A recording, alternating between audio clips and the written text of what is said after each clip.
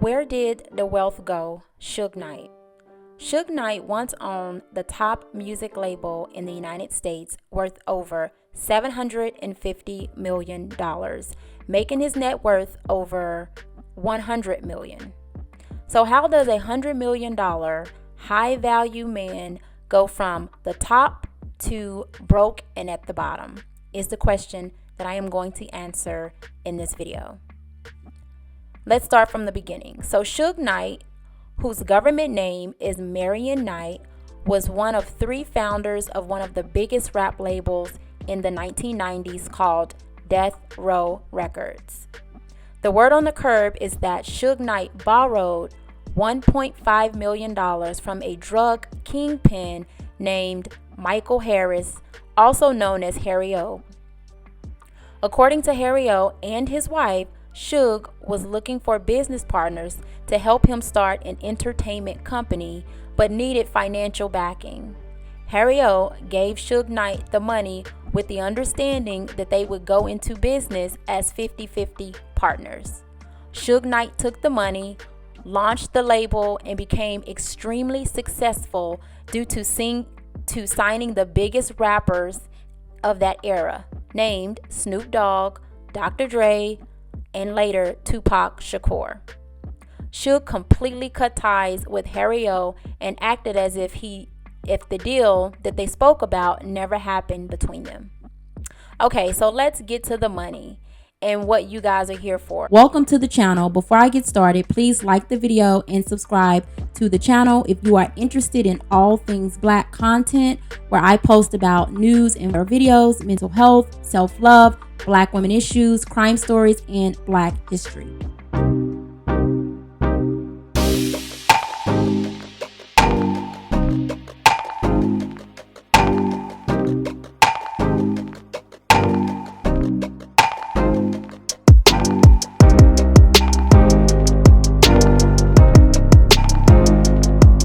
Suge's wild and fast success took off after the record label released some of the biggest classic albums in rap music history.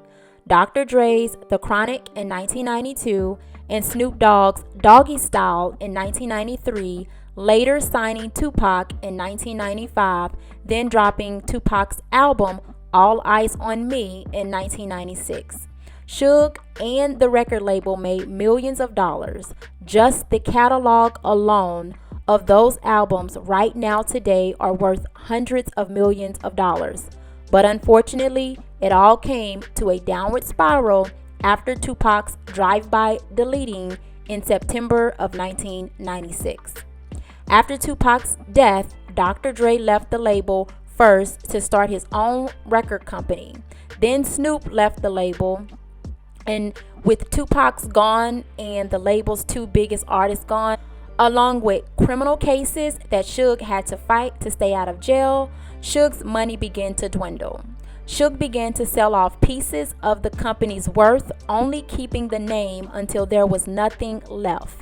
In 1996, Suge served 5 years in prison for assault and federal weapons violations. When he got out in 2001, all he owned was the name of the company. What happened to the wealth? Due to all the criminal cases that Suge himself had to fight, aka legal expenses, money owed to IRS, divorce, child support, and straight up doing bad business by selling off the company like he did, Suge fell into the category of Black wealthy men who were once extremely wealthy but are now broke. It's truly a shame that Suge had the opportunity to make his mark on the music industry as a Black-owned label, being able to make millions, provide for other Black men with the opportunity for them to make millions, therefore helping build the Black wealth by way of Black ownership, and in one of the biggest staples of Black dollars, the music and entertainment industry. But he blew it. Small fact. It's said that today in 2023, approximately 78% of professional athletes will go broke within 3 years. which means the percentage is just as high for black athletes alone. And in the entertainment industry, that percentage is just as high, if not higher as well.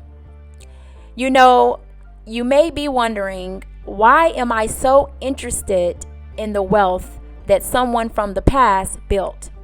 The answer to that question is because when we talk about black wealth and why the black community does not have generational wealth, many people will blame the white man, while others will blame events that happened decades ago, such as the sabotage of Black Wall Street and black-owned businesses, or the infiltration of black-ran organizations being taken down from the inside out. But nobody talks about the reality of those like Suge Knight, who once had it all and stupidly lost it all as well due to his own hangups. Suge had the opportunity to pass down generational wealth to both the black community due to his ownership as a black-owned music label and of course, most importantly, to his own family.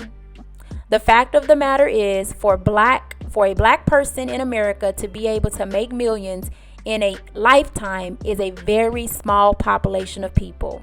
And yet we have another case of self-sabotage. Black people have been making millions for decades, especially those who are in entertainment and sports, which also happens to be where 90% of black millionaires and billionaires make their money from. Okay, guys, so basically I have broken down exactly where the money went and why yet another person within the black community had the opportunity to build wealth, had the opportunity to give other black people, a opportunity for them to build wealth for them and their families, but this person blew it. And I think that this is a very harsh and real reality that we really have to start being honest about, because right now in 2023, okay, we just went into a new year. Happy New Year to those of you who are listening. But right now in 2023, again, I told you guys the percentage. We're going to have a lot of people in both the entertainment industry, okay? So that's music, that's movies, so on and so forth, and sports industry, all right, who will make millions of dollars, but will have nothing to show for it when it's all said and done. We got to stop saying, oh, well, it's the white man. Oh, well, this person was never taught. Oh, well, this person, just didn't know. No, not in 2023. Sorry. No. We have to make better decisions. We got to start, reading. We got to start, again, just pushing the knowledge, you guys. It's out there. It's everywhere you look. It's online. It's on TikTok. It's on Facebook. It's on Twitter. It's everywhere. There's no excuses. There's just no excuses, you guys. So I wanted to make this video because, again, this is going to be a series of videos that I'm going to start making where I, use people from the past, the wealth that they've built, and use those stories as examples, hoping that, somebody get it, you guys. Like, somebody get it. And I'm not expecting for, somebody who's making millions to listen to little old bitty me.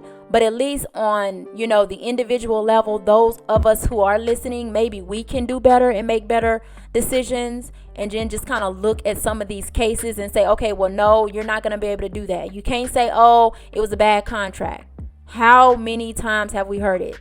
Like, since freaking James Brown era. We've heard of all the artists that got into these bad contracts. We got to stop using that as an excuse, right? All those people in the sports industry, we got to stop using the same excuse, all right? So I hope you guys were both entertained. I added a little bit of music, and then I also hope you guys learned something. I am interested to know what your thoughts are. Go ahead and speak your mind in the comment section below. Please be respectful.